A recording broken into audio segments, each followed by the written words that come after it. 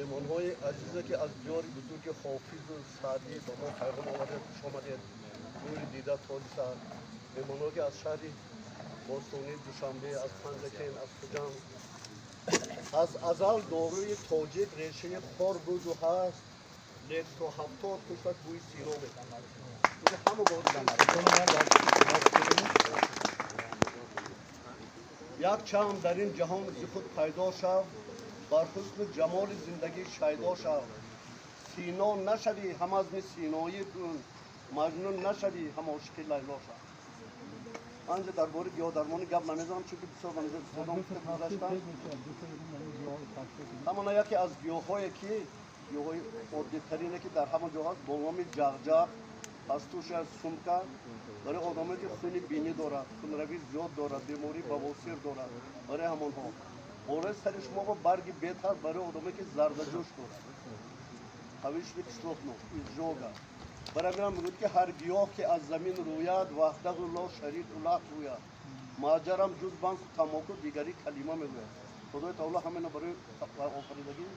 اکنون امروز که روز خرسندی برادری عزیز و ارجمند من هستم، ما یک شعر نو هم ایجاد کردم، خواستم که همین خوانده کنم که در روز زادروزم همچون تبریکاتی من باشد. صفت‌های اکسا همه گفته گذاشتن، من ضرورت ندارد درباره شخصیت یک از گپ زنم. برادر عزیز رو با جشن مولود فرخشون تبریک و تهنیت گفته. همه شعر رو میخوام که خیالم این از من کلی شما باشد. تو طبیب بهترینی، تو طبیب کل انسان، شده بس تو مشهور ز کرم و لطف یزدان. همه رتبه ها تو را هست می نگنجدم به دفتر. تو سرشتی پاک داری بی درخش مثل اختر. مچلت اگر نهنگ است پس سما ولی تو ماهی. سین تو به هفت و سیرو رسیم به صد الهی. پی با علی سینا شو محمد حجازی، نگهت رسد به گردون شو زکریای رازی. خبری تو رفته تا چین عملت به هند و ایران. تو برای ما عزیزی توی فخر تاجیکستان.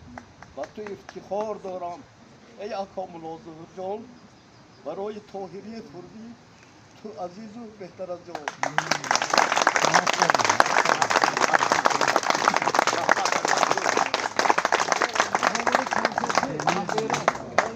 نعمت شما. یک از ایران همونجا تار گرفته آمدگی، یک از دیرکتوری و موسیقی حسن چیز آموزشگاه موسیقی دارم، تئاتر خودشون هست، خصوصی چیز کتی. آینده من حال تشکیل میکنیم اون کنسرتشون رو برنامون. و من ایران که رفته تو میبینید تو بعد در فیالی همون موسیقی شما باید در اینجا ما کشوید.